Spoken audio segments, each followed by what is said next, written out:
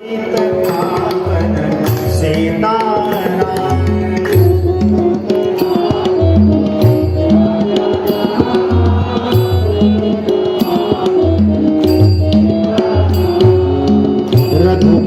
राघव राजा राम पतित पावन सीताराम।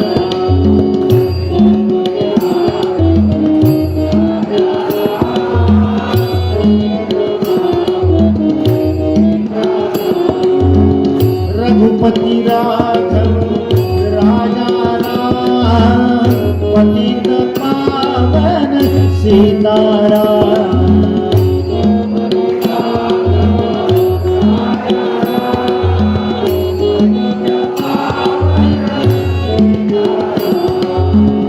जानकी जीवन राम नाम सुंदर माधव मेघश्याम।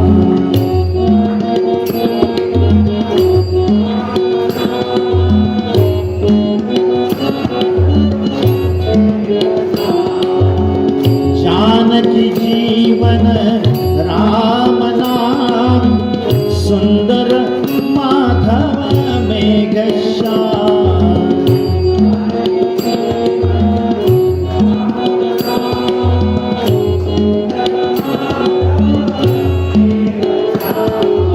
रघुपति राघव राजा राम पतित पावन सीताराम।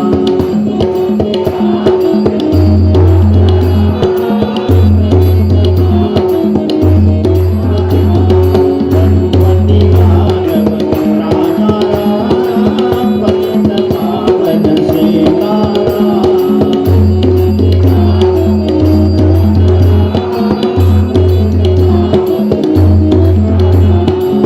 रघुपति राघव राजा राम पतित पावन सीताराम।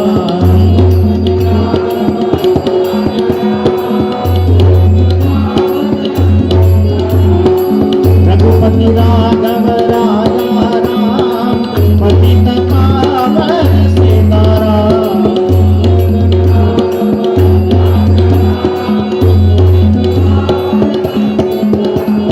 रघुपति राघव राजा राम पतित पावन सीताराम।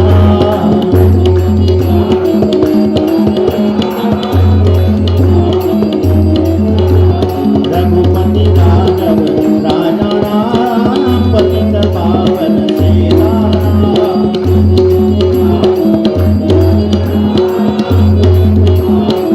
पुंडलीक वरदा हरि विठ्ठल श्री ज्ञानदेव पंढरीनाथ महाराज की जय। अवधूत चिंतन श्री गुरुदेव दत्त। पार्वती पते हर हर महादेव। अनंत कोटि ब्रह्मांड नायक राजाधिराज प्रभु रामचंद्र महाराज की जय। पवन सुत हनुमान की जय। श्री सिद्धेश्वर महाराज की जय। मंगल मूर्ति।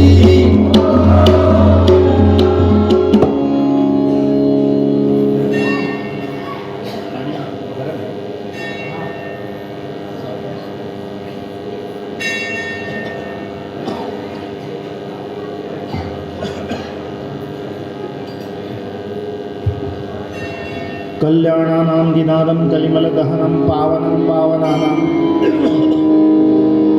पाथेयं यन्मुक्षुः सपरिपरपदप्राप्तये प्रस्थितस्य विश्रामस्थानमेकं कविवरवचसां जीवनं सज्जनानां बीजं धर्मद्रुमस्य प्रभवतु भवतां भूतये रामनाम।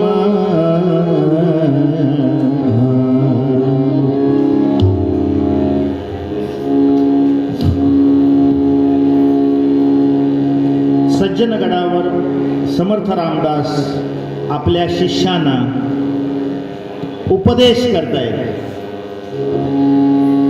उपासनेला दृढ चालवावे, भूदेव संतांसी सदा लवावे. सत्कर्म योगे वय घालवावे, सर्वामुखी मंगल बोलवावे. जय जय रघुवीर. समर्थ गडावर सगळ्या शिष्यांना उपदेश करतायत.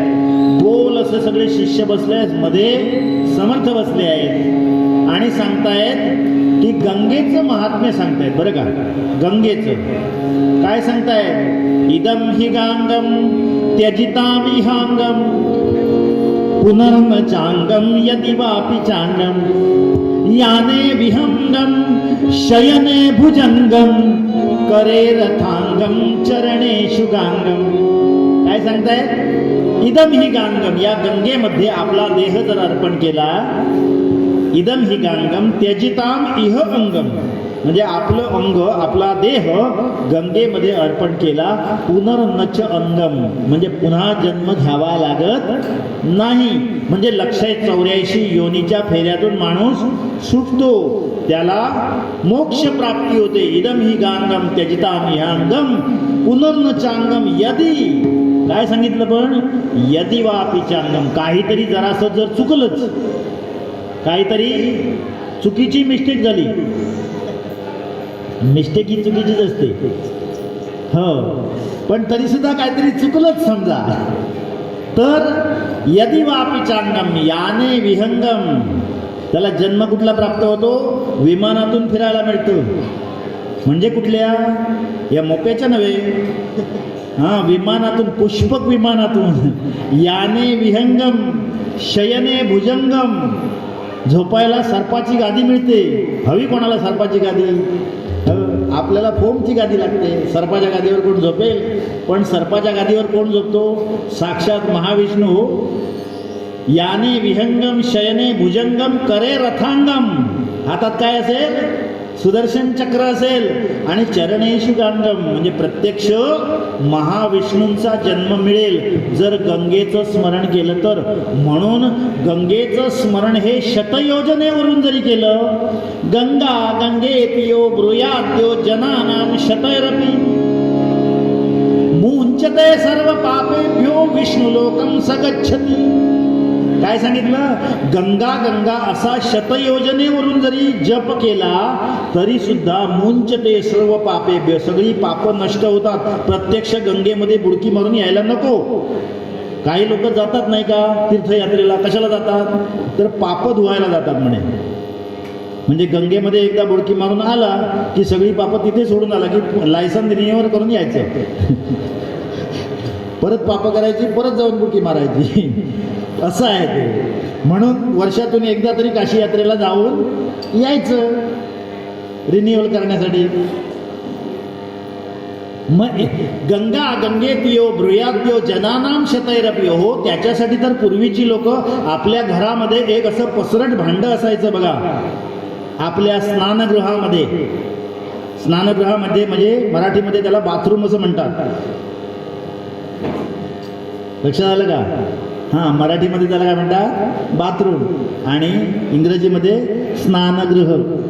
कारण अलीकडे सगळे इंग्रजी शब्द आपण वापरतो, मराठी शब्द आपल्याला माहितीच नाही आहेत. त्याच्यामुळे मी सांगितलं, त्या स्नानगृहामध्ये काय असतं? एक पसरट भांड असतं, त्याला काय म्हणतात? घंगाळ म्हणतात. घंगाळ. ते घंगाळ आलं कुठून? तर तो अपभ्रंश झाला आहे. गंगालय असं त्याचं नाव. ते गंगालय आहे, म्हणजे आपल्या स्नानगृहामध्ये असलेले ते पाणी जे आहे ते गंगेचं पाणी आहे असं समजून त्याचा तांब्या डोक्यावर ओतल्यानंतर हर हर गंगे असं म्हणून लोक आंघोळ करायचे फार पूर्वी, म्हणून ते घंगाळ. तसं शतयोजनेवरून गंगेचा जरी आपण जप केला तरी सुद्धा आपली पाप नाहीशी होतात. असं कोण सांगताय? समर्थ आपल्या शिष्यांना सांगताय. आणि ही काशीचं महात्म्य सगळं समर्थांनी समजावून सांगितल्यानंतर शिष्य म्हणतायत, काशी क्षेत्र महतीला, काशी क्षेत्र महतीला ऐकुनिया सद्विचार मनी सुचला. सगळे शिष्य म्हणतायत, शिष्य म्हणती गुरुजीना, शिष्य म्हणती गुरुजीना, वाराणसीचा उनीच पाहू चला, रामा रामा रूप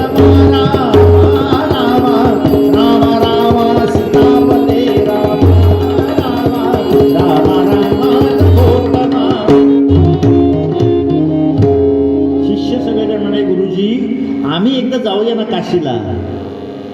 म्हणे जाऊया, पण काशीला जर सगळे निघालो तर गडावर कोण व्यवस्था बघणार? गडावर कोणतरी यायला पाहिजे ना. तो म्हणाले गडावर कोणाला ठेवायचं? मग तो एक दुसऱ्याला म्हणाला तू थांब रे, तो म्हणाला तिसऱ्याला म्हणाला, असं गोल सगळेजण म्हणे तू थांब म्हणेपर्यंत गुरुजींपर्यंत झाल्यापर्यंत ते गुरुजी म्हणाले ठीक आहे मी थांबतो, तुम्ही सगळे जा. महाप्रसाद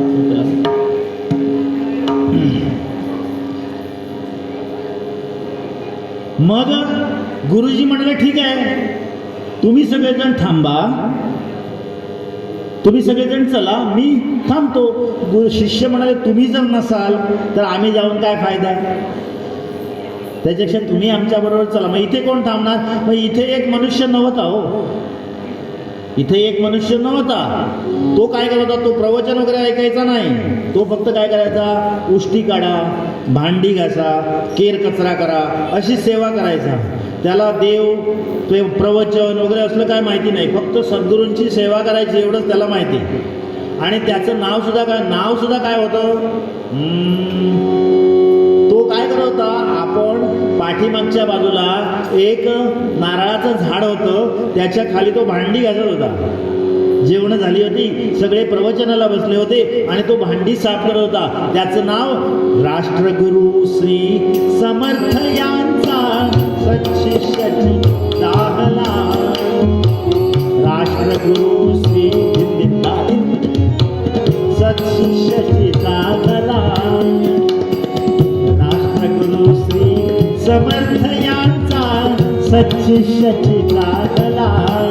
नामे अज्ञानाची शोभला, नामे अज्ञानाची शोभला, नामे.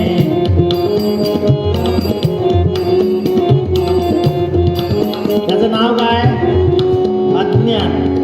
अज्ञान हे काय नाव असतं?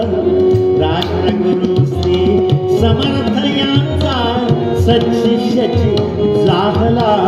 नामे अज्ञानाची शोभला, नामे अज्ञानाची शोभला, नामे.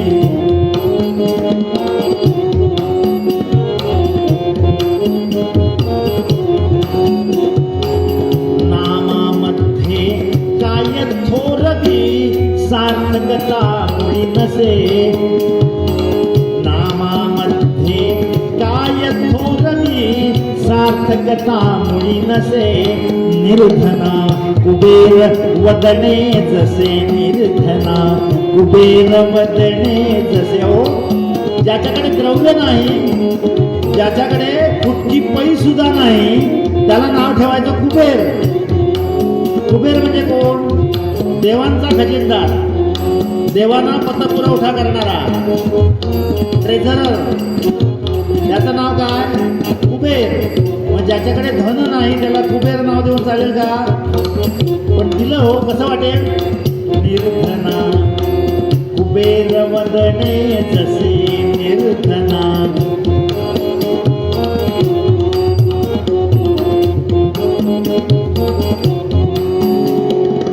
अचक्षुला रवी मुक्या बृहस्पती भीम दुर्बला ते.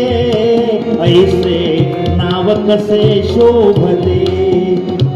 ओ, डोळे नसलेल्या माणसाला काय नाव ठेवलं? रवी. रवी म्हणजे सूर्य. सूर्याला अख्खं जग दिसतं नाही का? पण डोळे नसलेल्या माणसाला जर रवी ठेवलं तर बरोबर वाटेल का?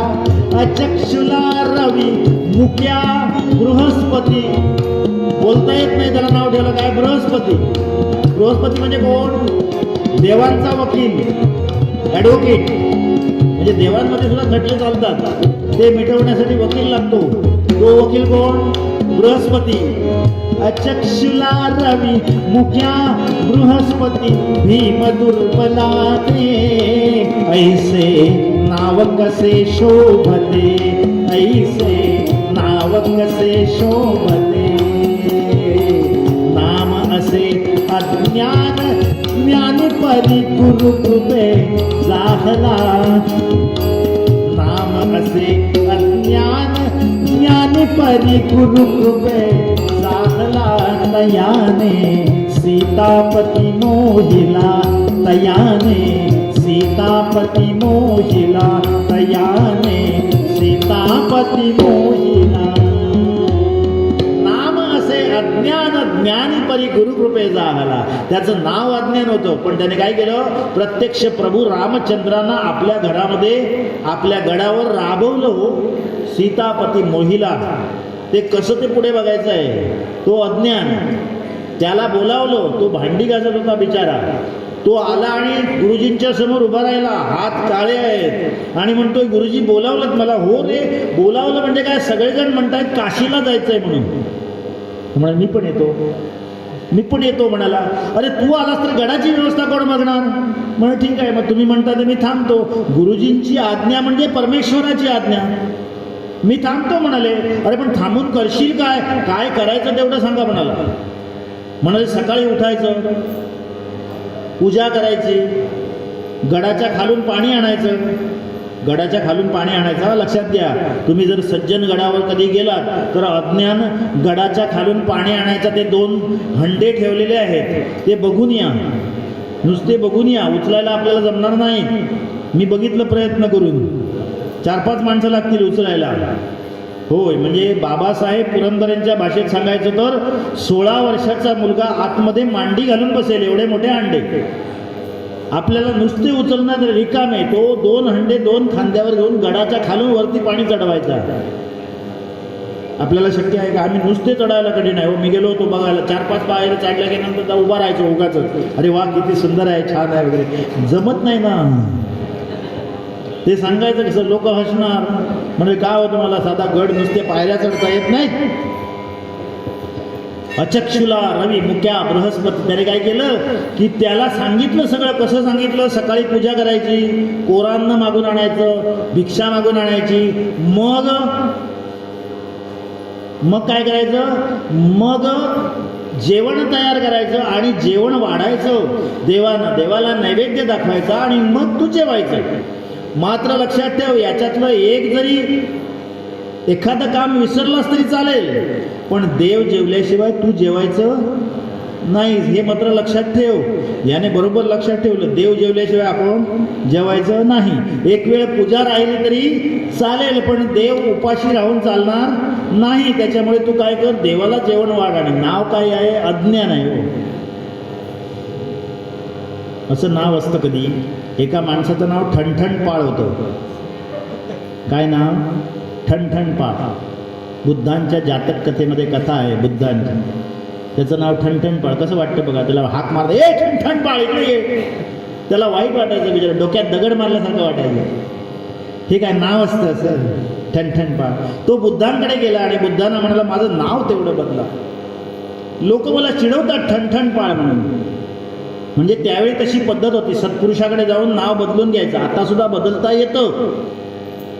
आता फक्त परिस्थिती पद्धत वेगळी आहे. ॲफिडेव्हिट घालायला लागतं तहसीलकडे, हवं ते नाव घेता येतं. बुद्धी नसली तरी सुद्धा सहस्रबुद्धे आपल्याला घेता येईल. पंडित असला तरी सुद्धा त्याला पंडित असं नाव घेता येईल. आपल्याला हवं ते घेता येतं. लोक करतात ते नावं, पंडित वगैरे नावं लावून घेतात. आपलं नाव बदलायचं असेल तर तहसीलकडे जाऊन ॲफिडेव्हिट घालायला लागतं. अगोदर कसं होतं, सत्पुरुषांनी बदललं की बदललं. आता फक्त दुसऱ्या दिवशी पेपरमध्ये द्यायला लागतं, उद्यापासून मी या नावाने ओळखला जाईन, सगळ्यांनी याची नोंद घ्यावी, कळावे. तसं याचं नाव बुद्धांकडे गेला. बुद्ध म्हणाले ठीक आहे, उद्या सकाळी उठ आणि तुला जे कोण 3 जण दिसतील ना त्यांची नावं विचारून ये म्हणाल. त्याच्यातलं चांगलं नाव तुला ठेवूया.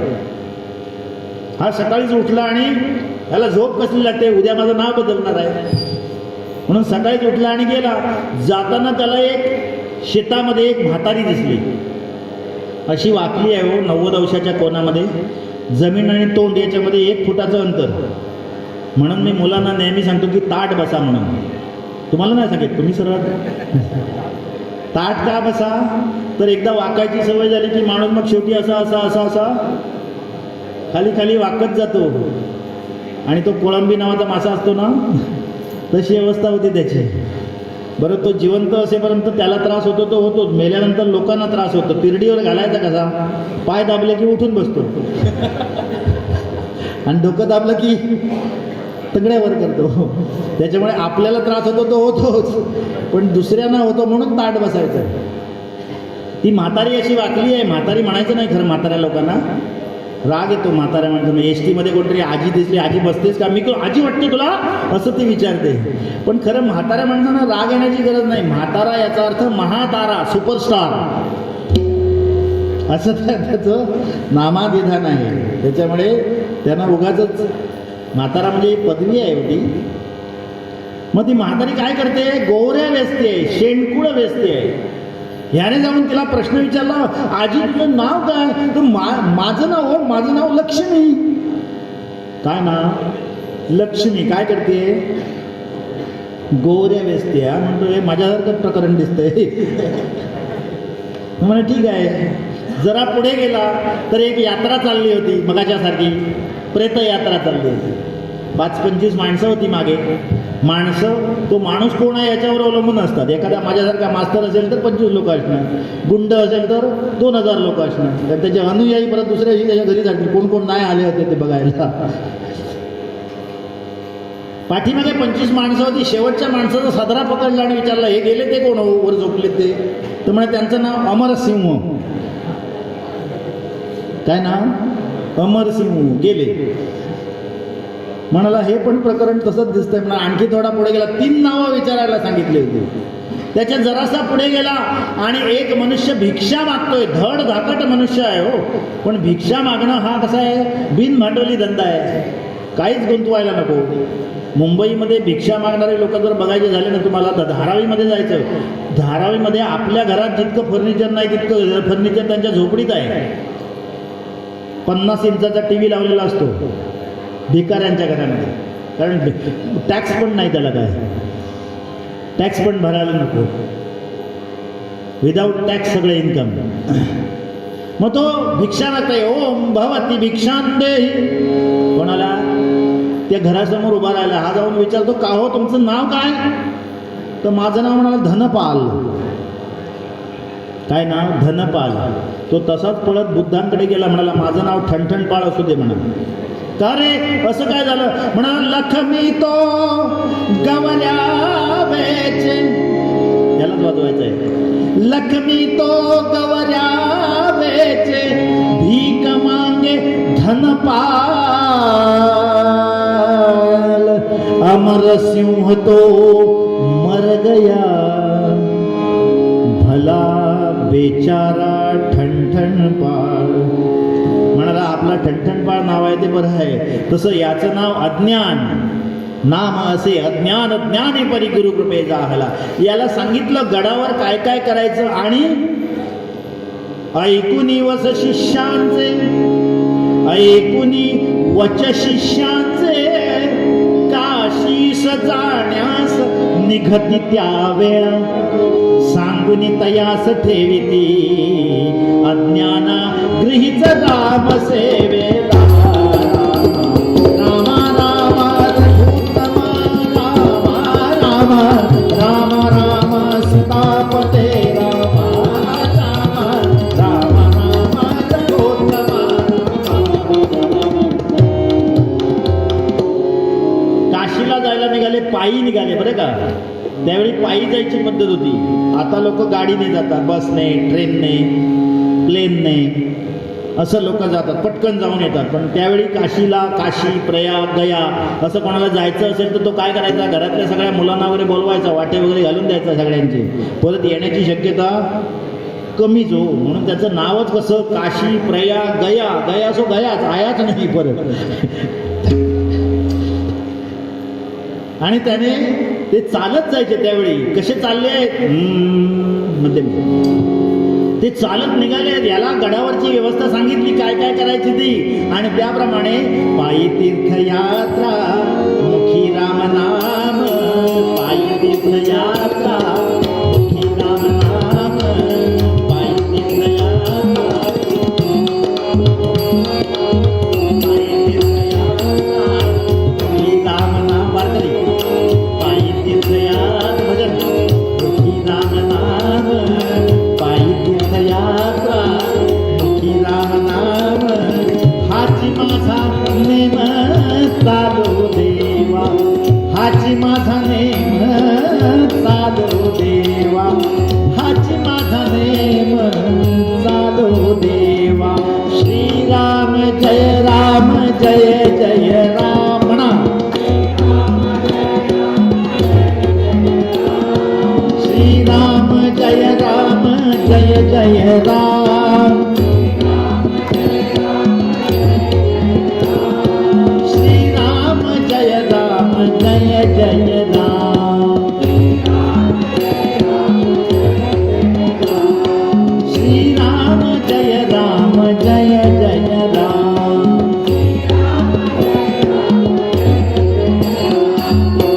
पायी तीर्थयात्रा मुखी राम नाम, पायी तीर्थयात्रा मुखी राम नाम. हाची माझा नेम चालो देवा, हाची माझा नेम चालो देवा, हाची माझा नेम चालो देवा. निघाले काशीला सगळे जण. याचं राज्य सुरू झालं कशावर? त्या गडावर.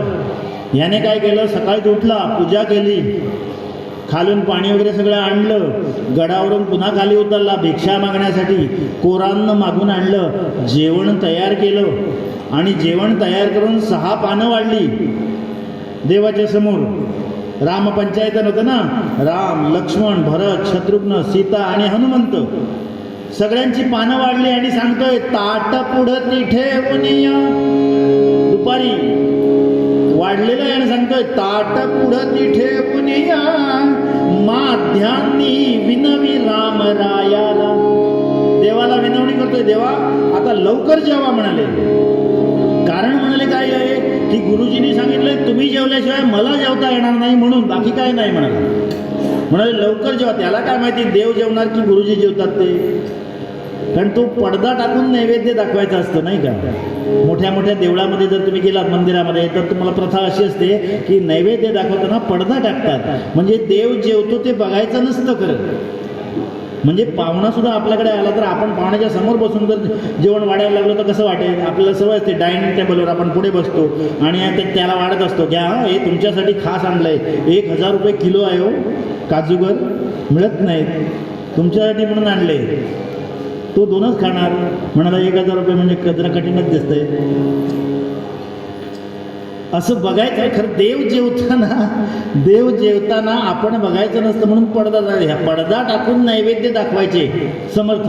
म्हणून याला वाटलं देव जेवतो म्हणून तो ताट पुढे तिथे उनिया, माध्यांनी विनवी राम रायाला. भक्त प्रेमांकित तू, भक्त प्रेमांकित तू, थोडेही गोड करुणी जेवाया.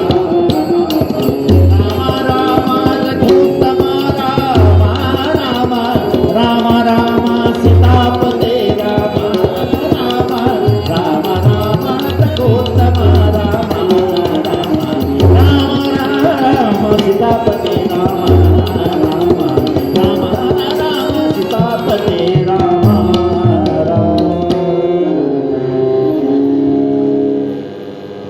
देवाला सांगतोय देवा आता वेळ लावू नका. मला गुरुजींनी सांगितलंय तुम्ही जेवल्याचे. ह्याला काय माहिती याने काय अर्थ घेतला होता? वाच्यार्थ घेतला हो, लक्षणार्थ घेतला नाही. 2 अर्थ असतात नाही शब्दाचे. देव जेवला पाहिजे म्हणजे काय की देवाला नैवेद्य दाखवा आणि तू जेव. आपण बरेचसे शब्द असे वापरतो नाही का. मुलगी सरळ वळणाची आहे म्हणजे कशी? वळण कधी सरळ असतं का? आपण सांगतो की नाही मुलगी सरळ वळणाची आहे. आता वळण कधी सरळ असणारच नाही. बरेचसे शब्द आपण असेच वापरत असतो. काही शब्द तर उलटच वापरतो आपण. म्हणजे पायात बूट घाल. खरं तर काय करायचं असतं? बुटात पाय घालायचे असतात. अंगात शर्ट घाल. बरोबर आहे का? नाही, शर्टात अंग घालायचं असतं. पण आपण म्हणतो की नाही. बऱ्याच वेळा असंच आहे. वाच्यार्थ आणि लक्षणार्थ हे 2 अर्थ असतात. एखाद्याच्या घराकडे जायचं असलं की नाही की आम्ही विचारतो आमच्या आमच्याचं घर कुठे हो? हे घर ओलांडलं की पलीकडचं, म्हणून जरा शिडी द्या. मग शिडी कशाला म्हणले इकडून चढणार मी मग तिकडे उतरणार. ओलांडलंच म्हणजे काय आहे, पलीकडे बाजूने जायचं आहे नाही का. याने वाच्यार्थ काय घेतला, वाच्यार्थ घ्यायचा नाही, इथे लक्षणार्थ घ्यायचा आहे. याने काय सांगितलं, नैवेद्य दाखवा आणि मग जेव. आपण सुद्धा देवाला नैवेद्य दाखवतो. 21 मोदक केव्हा, संकष्टीला 21 मोदक देवाला गणपतीला करून आणि पाणी घालून. याच्या पुढे आला तर याद राहा.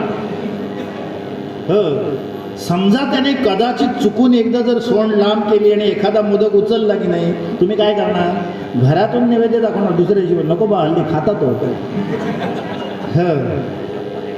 खात नाही म्हणून त्याच्या जीवावर 5 दिवसामध्ये काय काय पदार्थ करतो हो आपण. देवासाठी हे केलंय, देवासाठी ते केलंय. देवाने कधीतरी खायला सुरुवात केली पाहिजे. एकदा त्याने दूध प्यायला सुरुवात केली होती, सगळे घाबरले म्हणून त्याने बंद केलं. मग गणपतीने दूध पिलं होतं एकदा. तसं ह्याने वाढलं आणि म्हणतो जेवा. जेवतात कसल्या, हा विनवणी करतोय. 1 दिवस 2 दिवस 3 दिवस 4 दिवस 7 दिवस वाट बघतोय. हा विनवणी रडतोय आता. रामा कान करिसी भोजना,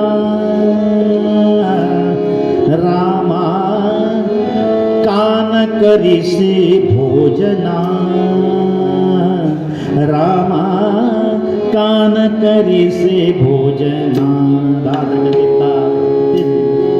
कान करिसी भोजना, रामा कान करिसी भोजना, रामा कान करिसी भोजना, रामा कान करिसी भोजना, रामा कान करिसी भोजना, रामा कान करिसी भोजना, रामा.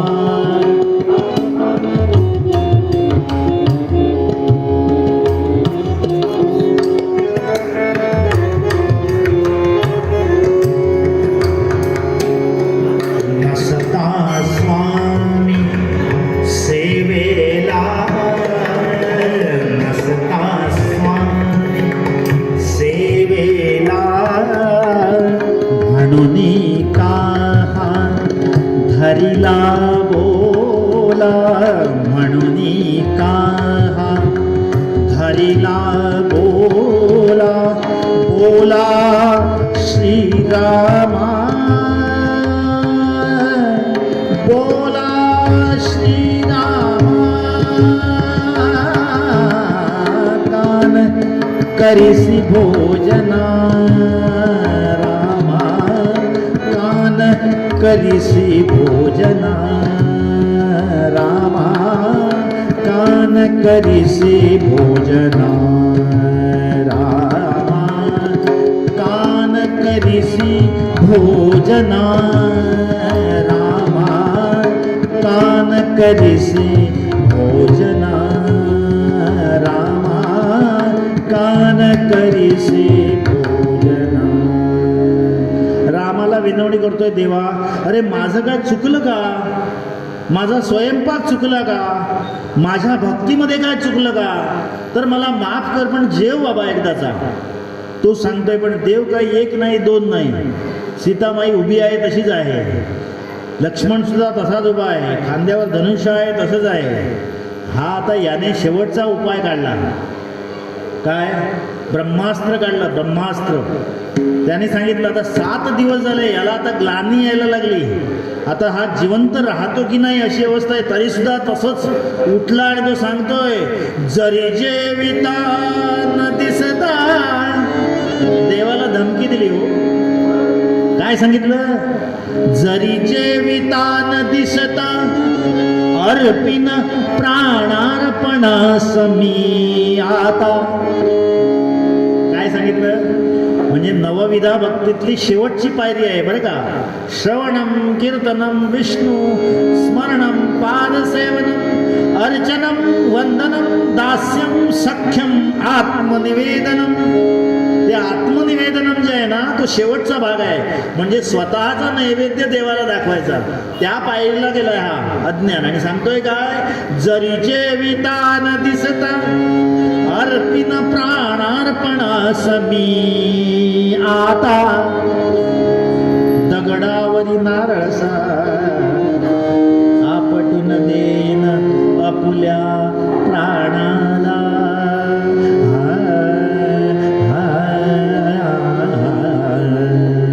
म्हणाला या तुझ्या चरणावर डोकं आपटणार आणि काय करणार, प्राणत्याग करणार म्हणाला.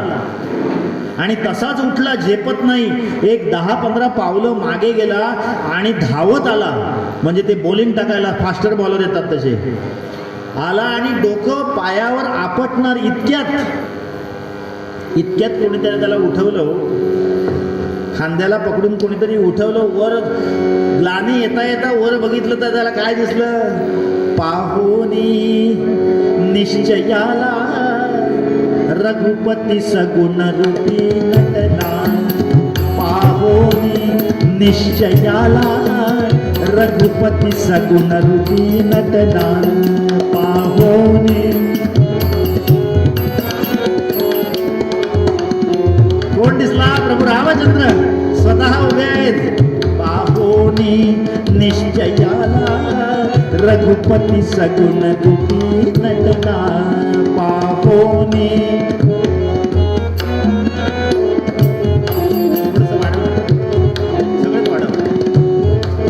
निश्चयाला रघुपती सगुण. मॉनिटरला दे पाहिजे तर, बाहेर जात असेल तर मला माहिती नाही, बाहेर बरोबर येते. रघुपती सगुण रूपी नटला. पाहुनी निश्चयाला रघुपती सगुण रूपी नटला.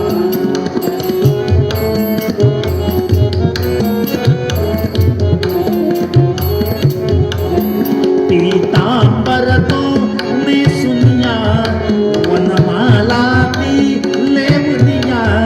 पीतांबर तो नेसुनिया वनमाला ती लेवनिया. धनुष्कंठावरी घेऊनिया, धनुष्कंठावरी घेऊनिया. प्रभू तेथे प्रकटच झाला. पाहुनी निश्चयाला रघुपती सगुण रूपी नटला. प्रभू प्रत्यक्ष प्रगट झाले तरी चाप बाण शोभत असे. तो धनुष्य बाण असलेला प्रभू रामचंद्र पितांबर नेसलेला तो प्रकट झाला आणि विचारतो काय हे पदच आहे. प्रभू काय म्हणतायत बघा, प्रभू बोले अज्ञानाला देवता कधी जेवियला. अरे देव कधी जेवतो वेड्या, लोक नुसते नैवेद्य दाखवतात, मी जेवत नाही कधी, पण अज्ञान त्याच्यापेक्षा हुशार. काय म्हणतोय, प्रभू बोले अज्ञानाला देवता कधी जेवियला. अज्ञान म्हणे रामाला. अज्ञान काय म्हणतोय, अज्ञान असला तरी सुद्धा तो सज्ञान होता. हो तो काय विचारतोय, अज्ञान म्हणे रामाला देवता कधी बोलियला. देव कधी बोलतो, बोलतोस ना, देव कधी बोलतो का. अज्ञान म्हणे रामाला देवता कधी बोलियला. बोलला तसे जेवेल ना तरी अर्पिन प्राणाला. जसा बोलला तसा मुखाने जेव म्हणत, नाहीतर मी प्राणत्याग करणार. बोलला तसे जेवेल ना तरी अर्पिन प्राणाला. बोलला तसे जेवेल ना तरी अर्पिन प्राणाला. ना तरी अर्पिन प्राणाला. ना तरी अर्पिन प्राणाला. जसा बोललास ना तसा मुकाट्याने जेव म्हणाला. देव म्हणतोय काय, मी देव कधी जेवत नाही हा म्हणतो. देव कधी बोलतो का, तू बोलतोय म्हणजे तू जेवणार. देव म्हणाले ठीक आहे बाबा, आता तू म्हणतोस तर बसतो. बसतायत पानावर, तर तितक्यातच काय झालं, तर म्हणाले थांबा थांबा, हे शिळं अन्न नको, मी पुन्हा अन्न तयार करून आणतो. अन्न तयार करून आणलं, 6 पानं वाढली, प्रभू रामचंद्र जेवायला बसले. हा विचारतोय देवा हे काय एकटेच, बाकीचे कुठे? तो म्हणाले ते नाही नाही म्हणजे काही काय खानावळ आहे, एक एक आला आणि जेवून गेला तसलं नाही म्हणाले. मला वेळ नाही म्हणाले, तुम्ही त्यांना लगेच बोलवा म्हणाले, लगेच. मला वेळ नाही, मला पण भूक लागली आहे, मला जेवायचं आहे. आणि मी इतका आग्रह सुद्धा कशासाठी करतोय की गुरुजींनी मला सांगितलंय तुम्ही जेवल्याशिवाय मी जेवायचं नाही आहे म्हणून, नाही तर मी आधी जेवून घेतलं असतं म्हणाले. तर प्रभू म्हणाले, प्रभू आता सीतेला सांगतायत, सीते आपण थोडं थोडं जेवूया. म्हटल्यानंतर सगळेजण म्हणतायत हे अंगलट येणारं प्रकरण आहे, हे आता जेवायला घेऊ नका म्हणाले. प्रभू म्हणतात असू दे हो, अज्ञान आहे तो, बसा सगळे. जेवायला सगळे बसले हो, रामपंचायतन जेवायला बसलं आणि ह्याने उठताना तंबी दिली. शेवटी जाताना आता लक्षात ठेवायचं, रोज 7-7 दिवस वाट बघणार नाही. जेवण झालं की काय करणार, ताट वाजवणार. शाळेची घंटा वाजवतात तशी, पोषण आहाराला कशी मुलं येतात तसं यायचं म्हणाले. वाट बघणार नाही अजिबात म्हणाले, कोणाला वाट बघायला मला सवड नाही आहे म्हणाले. आणि त्याप्रमाणे रोजचं काम सुरू झालं. रोज रामपंचायतन जेवतं आहे, कोण अज्ञान जेवण करून वाढतोय हो, कमालच आहे. आणि एक दिवस हा काम करून करून दमला हो, एकटा काम करायचा सगळं. एक दिवशी उठलाच नाही. प्रभू रामचंद्र म्हणाले अरे तो अज्ञान कशाला उठला नाही, लक्ष्मणाला जरा जाऊन बघून ये रे. लक्ष्मण तिथे गेला तर हा चादर डोक्यावरून घेऊन झोपला होता. याला विचारलं रे लक्ष्मणा आज उठला नाहीस, तो आतूनच म्हणाला तुम्हाला काय म्हणाले, तुम्ही नुसते आयते. म्हणाले मी रोज काम करतो म्हणाले, तुम्ही नुसते आपले इकडे तिकडे भटकत असता प्रभूंबरोबर. म्हणा जरा तरी काहीतरी वाटायला पाहिजे तुम्हाला, नुसतं जेवायचं म्हणजे. तर म्हणाले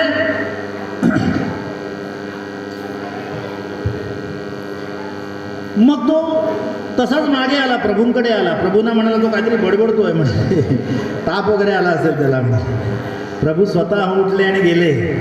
आणि प्रभूंनी हात मारल्याबरोबर हा ताडकन उठून बसला. प्रभू तुम्ही कशाला आला? अरे म्हणाले तू उठला नाहीस. तो म्हणाले नाही म्हणाले आज बरं वाटत नाही आहे. प्रभू म्हणाला काय आहे, मी एकटाच काम करतो ना, एरवी तरी ती सीतामाई तुमच्याजवळ नुसतीच उभी असते नाही का, तिने जरा स्वयंपाक केला म्हणून काय बिघडेल काय? माझा पुरुषांच्या हातचा स्वयंपाक तुम्हाला बरा लागतो का? तो आम्ही कधीतरी स्वयंपाक करायला गेलो तर फार अवस्था कठीण असते हो आपली. भाकरी भाजायला गेलो, पीठ घेतलं, त्या पिठात पाणी घातलं तर पाणी जास्त झालं म्हणून परत पीठ घातलं, मग पीठ घट्ट झालं म्हणून परत पाणी घातलं. असं करता करता तो एवढा मोठा गोळा झाला की, आणि मग ते भाकरी करायला गेलो, लोक करतात म्हणून तो गोल होईल तर एक सुद्धा गोल होईना. ते आफ्रिकेचा नकाशा झाला, एक श्रीलंकेचा नकाशा झाला आणि सगळे वेगवेगळे नकाशे व्हायला. कधीतरी मध्येच एक गोल झाली. म्हटलं तर आनंद झाला मोठा. तव्यावर तशीच टाकल्यानंतर त्याला पाणी लावायला गेलो ते इथे पहिल्यांदा चटका बसला आणि ते कशी ती तयार केली आणि त्या चुलीवर वरती ठेवली. अशी गरकन फुगली की होती. आनंद झाला. आनंदाबरोबर हाताने उचलायला हातच आतमध्ये इथपर्यंत भाजला सगळा. खायची भाकरी राहिली, राहूनच गेली. आपली अवस्था तशीच होते. हा म्हणतोय अहो पुरुषाच्या हातचा स्वयंपाक तुम्हाला बरा लागतो का? जरा सीतामाईने स्वयंपाक केला तर. प्रभू म्हणाले ठीक आहे सीतामाई स्वयंपाक करेल. म्हणाले सीते उद्यापासून स्वयंपाक. सीते म्हणते हो मला स्वयंपाक करायला लाव. पण करणार काय? प्रभू सांगतायत म्हटल्यानंतर करायला पाहिजे. याने एकाला काम सांगितलं. मध्यमच मध्यम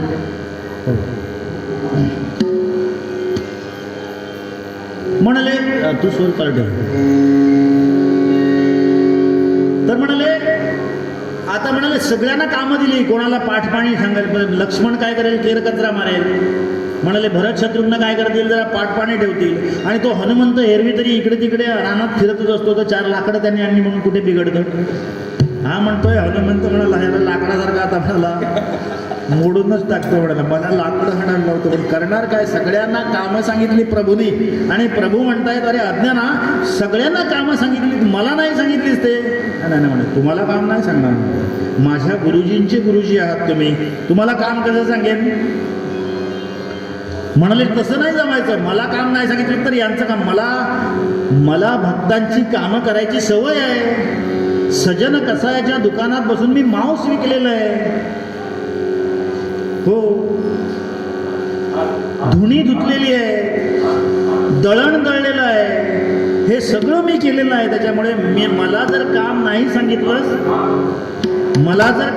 सांगितलंस तर या सगळ्यांची कामं मी बंद करणार. तुम्हाला ठीक आहे, तुम्हाला आता काम काय सांगायचं प्रभू, मला बरोबर वाटत नाही, पण तरी सुद्धा म्हणाला विचार करतो. हा विचार करायला लागला, प्रभूंना काम काय सांगायचं. म्हणाला प्रभू एक काम करा, जरा तिकडचं स्पीकर आहे ना 15 मिनिटात मी संपवणार आहे, तिकडे जराशी थोडीशी गडबड थांबवा, म्हणजे मी 15 मिनिटात माझं आटपतो. डिस्टर्बन्स असला की मला जमत नाही, जरा ऐकणारे असले की काहीतरी. मग म्हणाले मला काम नाही सांगितलं तर बाकीच्यांची कामं म्हणाले मी काढून घेणार. तेव्हा हा म्हणतोय ठीक आहे, एखाद्या दिवशी मी जर उठलो नाही तर काकड आरती तेवढी करून घ्या म्हणाले. कोणाला सांगितलं? प्रभूंना सांगितलं. म्हणजे प्रभू म्हणतात अरे काकड आरती करायची म्हणजे मला उठवायचं, मीच उठवायचं. तुझे गुरुजी काकड आरती केल्यानंतर मी उठतो. काकड आरती कशी करतात त्याची चाल सुद्धा मला माहिती नाही. तर म्हणाले मी सांगतो ना कशी चाल आहे ते. भक्तीची ये पोटी बोध काकडा ज्योती, भक्तीची ये पोटी बोध काकडा ज्योती, भक्तीची ये पोटी बोध काकडा ज्योती, बोध काकडा ज्योती, भक्तीची ये पोटी, भक्तीची ये पोटी बोध काकडा ज्योती, बोध काकडा ज्योती. पंच प्राण जीवे, पंच प्राण जीवे भावे ओवाळू आरती, ओवाळू आरती माझ्या जानकी नाथा, माझ्या जानकी नाथा, ओवाळू आरती माझ्या जानकी नाथा, माझ्या जानकी नाथा, ओवाळू आरती,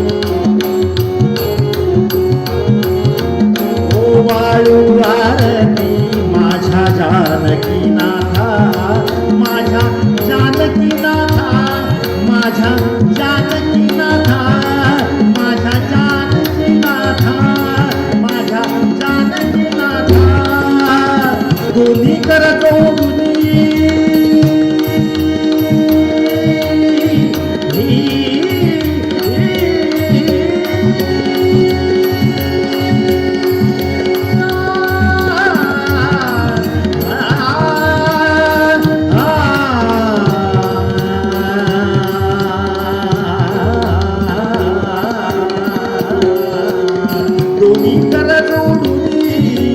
दोन्ही कर जोडूनी चरणी ठेविला माझा, ओवाळू आरती.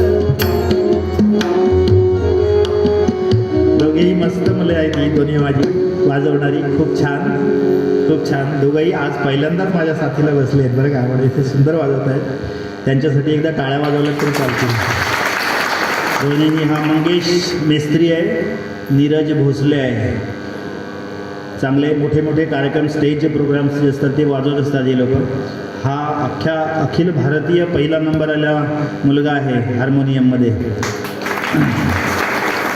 पण माझ्या कीर्तनाला कधी मिळाले नव्हते, ते आज जरा मिळाले. हा केव्हा तरी 1-2दा आला होता, हा एकदा आला वाटतं, 2दा आला. पण ते क्वचितच असतात कारण त्यांचे प्रोग्राम्स सतत असतात, त्याच्यामुळे मला मिळत नाहीत ते. म्हणले आरती कशी करायची ती सांगितलं, सगळं झालं. आता याचं कामच काय नाही हो.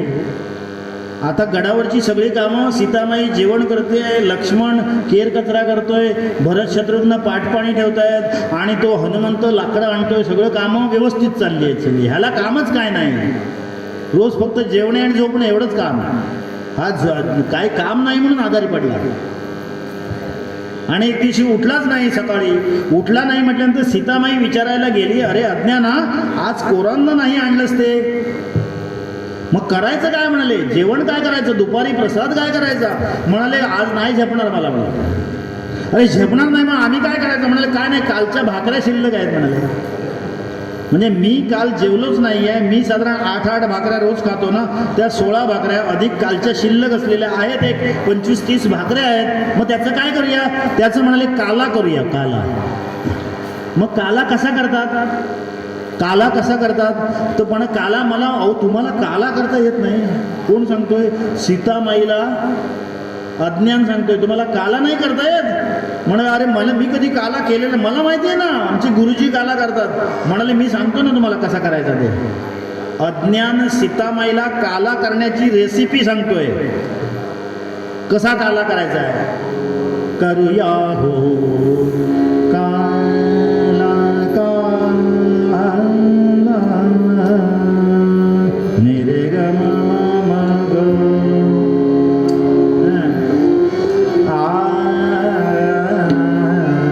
करूया हो काला करूया हो काला करूया हो करूया हो करूया हो काला काला नाज जाई भिक्षेला हो नाज जाई भिक्षेला हो नाज जाई भिक्षेला हो करूया हो काला करूया हो सकाळच्या वेळी सांगतोय ना तो, म्हणून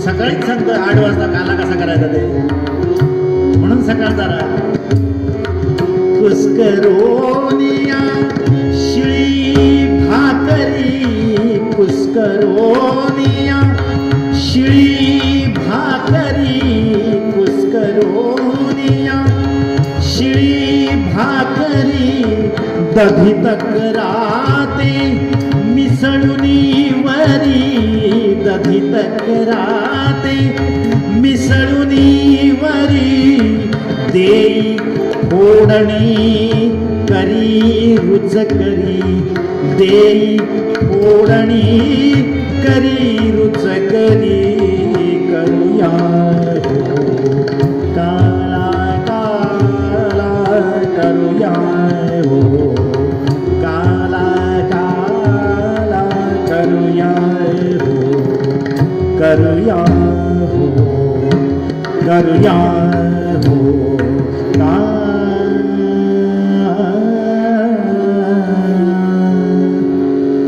म्हणजे काला कशा करायचा ते कोणाला सांगितलं? सीतामाईला सांगितलं, आणि सीतामाईने त्याच्याप्रमाणे काला केला. हो त्या काल्याचा सुगंध असा सगळीकडे गडावर पसरल्यानंतर सगळ्यांच्या भुका चाळवल्या. 12-12:30 वाजले, सगळे जेवायला बसणार. आता रांगेत सगळे बसले आहेत गोल, आणि अज्ञान नुसता उभा आहे. प्रभू सांगतायत अज्ञान आला तर बैस, सगळ्यांना भूक लागली आहे. म्हणून नाही मी आज जेवणार नाही म्हणाले. कारण काला आवडत नाही का तुला? आवडत नाही, मला खूप आवडतो म्हणाला. मग तू का जेवणार नाही? म्हणजे माझ्या गुरुजींना काला खूप आवडतो, आणि जे गुरुजींना आवडते ते गुरुजींना दिल्याशिवाय आपण खायचं नसतं. अरे म्हणे तुझे गुरुजी कुठे आहे? काशीला. त्यांना हा काला देणार कसा आम्ही? आता तू जेव ना, ते आल्यानंतर नाही म्हणाले, त्यांना दिल्याशिवाय मी काय जेवणार नाही म्हणे, मला आजचं जेवण नको म्हणाला. आता प्रभू सांगतात अरे तू नाही जेवलास तर आम्ही कसं बसायचं? नाही तुम्ही बसा ना म्हणाले, नाहीतर माझ्या गुरुजींना दिलं पाहिजे म्हणाला. अरे गुरुजींना देणे कसं शक्य आहे? आता अज्ञान काय सांगतोय? प्रभूंना हे महत्वाचं आहे. प्रभूंना सांगतोय, प्रभू उगाच खोटं बोलू नका म्हणे. कोणाला? देवाला अज्ञान सांगतोय. म्हणून अज्ञान होऊन देवाला शिवाय घ्यायला हरकत नाही.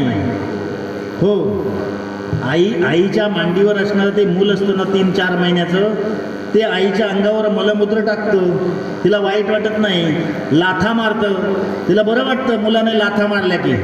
लहान मुलाने लाथा मारल्या की आईला सुद्धा बरं वाटतं नाही का. पण तेच मूल 25 वर्षाचं झालं आणि लाथा मारायला लागलं तर म्हणजे तिथे दुःख मरणप्राय वेदना होतील त्या मातेला. तसं लहान होऊन देवाला शिव्या सुद्धा घालता येतात. तो म्हणतोय प्रभू खोटं बोलू नका. कोण सांगतोय? प्रभूंना अज्ञान सांगतोय खोटं बोलू नका. तुमच्याकडे मिनिटाला 1000 किलोमीटर वेगाने धावणारी मारुती गाडी आहे.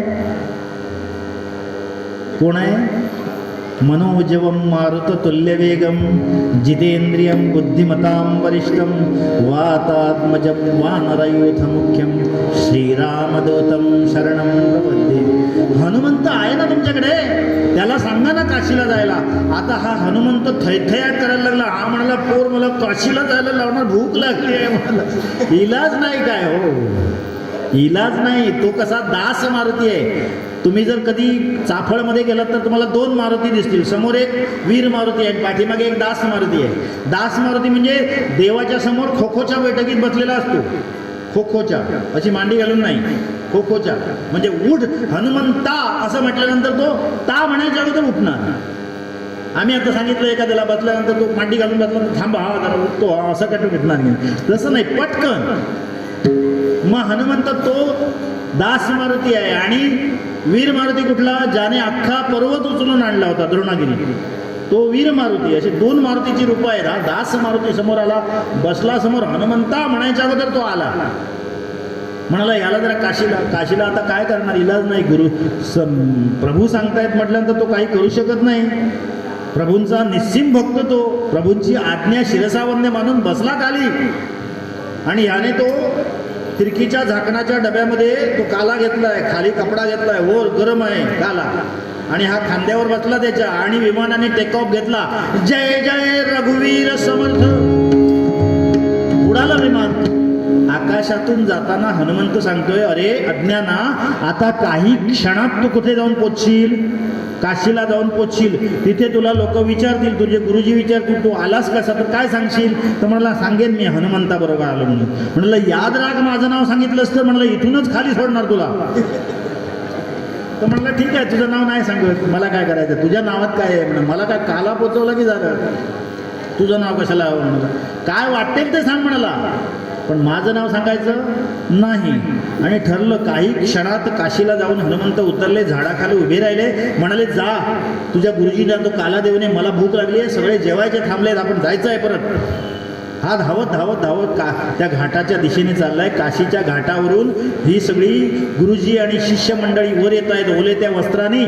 सगळ्यांनी या अज्ञानाला बघितलं आणि एकच कल्लोळ केला, हा बघा हो आला आमच्या बरोबर, याला ठेवला होता तिकडे तर हा आत्ता मागोमागच आमच्या सुटला की हो. हा रडतोय बिचारा, अज्ञान रडतोय. नाही हो, गुरुजीने सांगतोय मी नाही, मी तिकडेच आहे म्हणाला, आत्ता तिकडे होतो, आत्ता आलो म्हणाला. आत्ता म्हणा असं कसं म्हणाले, हे काय म्हणा तुमच्यासाठी गरम गरम काला सीतामाईने केलेला आहे म्हणाला. सगळेजण म्हणाले याला वेळ लागले बहुतेक म्हणाले, काहीतरी सांगतोय म्हणे. गुरुजींना सांगतोय, गुरुजींच्या चरणावर मस्तक ठेवलं आणि आपल्या अश्रूंनी पाय धुतले आहेत गुरुजींचे, आणि म्हणतोय मी खरं सांगतो, मला माफ करा, पण मी तुम्हाला काला आवडतो ना म्हणून घेऊन आलोय, सीतामाईने केलेला काला आहे, बघा तर खरं. समर्थांच्या लक्षात आलं काय झालं ते. म्हणाले हे सगळं खरं आहे अज्ञाना, तू आलास आत्ता तिकडे होतास वगैरे वगैरे ठीक आहे, पण तू आलास कसा म्हण, ते सांगणार नाही म्हणे. ते म्हणले सांगणार नाही कसा आला ते विचारू नका. अरे म्हणजे कसा आला ते सांग तरी. नाही म्हणाले कसं, मी सांगणारच नाही तर. म्हणे का नाही सांगणार? म्हणे त्याने सांगितलं सांगू नको म्हणून, आपलं नाव सांगू नको असं त्याने सांगितलंय म्हणून मी सांगत नाही, तर सांगणार होतो म्हणून. म्हणे कोणी सांगितलं? म्हणाले हनुमंताने सांगितलं. आलं लक्षात सगळं. गुरुजी जिथे हनुमंत उभे होते तिथे आले आणि पाया पडले. गुरुजी म्हणतायत तेव्हा तो हनुमंत सांगतोय, रामदासा अरे चल माझ्याबरोबर, या पोराने या अज्ञानाने प्रभूंसकट आम्हाला सगळ्यांना कामाला लावलंय म्हणाले, त्याच्यामुळे तुमची यात्रा संपवा इथेच आणि चला गडावर, आम्हाला काम करायला लागतं. सीतामाई जेवण करते आहे, लक्ष्मण केरकचरा करतोय, मला लाकडं आणायला लावतो म्हणाला. म्हणलं कधी नाही ते काम करायला लागलं म्हणाला. त्याच्यामुळे तुम्ही सगळे चला असं म्हटल्यानंतर प्रभूंनी ओळखलं, असा तो अज्ञान नाम असे अज्ञान ज्ञानी परी गुरुकृपे जाहला, तयाने सीतापती मोहिला. अशी 60 उत्तरीची कहाणी 5 उत्तरी सुफळ संपूर्ण केली. 2 तासात संपवण्याचा प्रयत्न केला. मला वाटतं 2-2.25 तास झाले असतील, मला माहीत नाही. पण ते हे कसं माहिती, हे मला असं स्थिर आणि एक 3-3.5 तास जर मिळाले ना तर मला आणखी जरा मजा वाटते. पलीकडे जरा गडबड आहे. परत पुढे दशावतार आहे. तुम्ही सगळे दशावतारासाठी बसलेले आहात. म्हणून हे एकच पात्र काय बघायचं, दशावतारात सगळी. आणि दशावतार ही खरोखरच अशी कला आहे की ती, म्हणून आता मी भैरवी म्हणणार आहे. खरं तर भैरवी म्हणायची नसते, पण मी भैरवी म्हणून त्यांच्यावर काहीच परिणाम होणार नाही. कारण माझी भैरवी आहे काळी 1 मध्ये आणि ते काळी 4 मध्ये, पांढरी 4 मध्ये गाणार आहे. त्याच्यामुळे सगळं एकदा ते उभे राहिले की रंगदेवता येते. असं हे दशावतार तुमच्या समोर आत्ता ते सादर करणार आहेत. त्याच्यामुळे मी माझं इथे कीर्तन आटोपतो घेतो. आज या ऐतिहासिक दिवसाला, ज्याचे आपण ऐतिहासिक साक्षीदार आहोत, लक्षात घ्या, हे सगळ्यांना भाग्य मिळत नाही. तुम्ही आम्ही सगळेजण आहोत ना, आत्ता जिवंत असलेले सगळे, त्यांनाच हे भाग्य मिळालेलं आहे की ज्यांनी तो सोहळा आज बघितला. याची देही याची डोळा, जिथे प्रभू रामांच्या मूर्तीची प्रतिष्ठापना झाली. किती सुंदर मूर्ती आहे, बघितली ना तुम्ही. प्रत्यक्ष मूर्ती आपल्याशी बोलते आहे असं वाटतं. मला घरात आईने मगाशी प्रश्न विचारला. आमची आई आहे म्हातारी, ती विचारते आहे की तो प्रभू रामचंद्रांचे डोळे ते उघडझाप केल्यासारखे दिसत आहेत म्हणे. कोण मुलगा उभा आहे की काय? इतकी सुंदर मूर्ती त्याची आहे. त्या मूर्तीची प्रतिष्ठापना झालेली आहे. त्या निमित्त ही आपण सगळा उत्सव करतोय. प्रत्येक मंदिरामध्ये उत्सव आहे. आणि आज मगाशी तुमचे आयोजक, इथले जे मंदिराचे ट्रस्टी आहेत, ते मला मगाशी सांगत होते, अहो सर, आमचा अंदाजच नाही एवढे लोक येतील याची. हे काय आहे? ही सगळी प्रभू रामचंद्रांची कृपा आहे. राम प्रत्येकाच्या हृदयात आहे. राम प्रत्येकाच्या हृदयात आहे. प्रत्येकजण हातभार लावतो आहे. म्हणून हे एवढं मोठं सगळं वैभव उभं राहतं. आणि मुळात तळवड्यामध्ये कुठलाही कार्यक्रम केला तरी त्याला गर्दी असतेच. फार वर्षापूर्वी मी इथे या मंदिराच्या, मला वाटतं प्रतिष्ठापना काहीतरी मोठा उत्सव होता, त्यावेळी आलो होतो. त्यावेळी सुद्धा सुधीर कलिंगण बिचारे नाही आहेत ते आता. त्यांचं नाटक होतं आणि माझं कीर्तन होतं. त्या बिचाऱ्याला कुठेतरी जायचं होतं. त्याने मला निरोप पाठवला, सर तुम्ही कीर्तन तुमचं होईल तेवढं करा, मी माझं काय ते बघतो म्हणून. असा तो सुधीर आमचा मित्र होता, सुधीर कलिंगण, कलेश्वर दशावतार. त्यांचं दशावतार पुढे होतं आणि माझं कीर्तन आधी होतं. प्रचंड गर्दी अशीच होती. तुम्ही सगळेजण कीर्तनावर प्रेम करणारे आहात, त्याहीपेक्षा सिद्धेश्वरावर प्रेम करणारे आहात. आणि सिद्धेश्वराची कृपा तुमच्यावर सगळ्यावर राहावी म्हणून सगळ्यांसाठी प्रार्थना करतो. सर्वे सुखिनः सन्तु सर्वे सन्तु निरामयाः सर्वे भद्राणि पश्यन्तु मा कश्चित् दुःखमाप्नुयात्. इतकं सुद्धा दुःख कोणाला देऊ नकोस.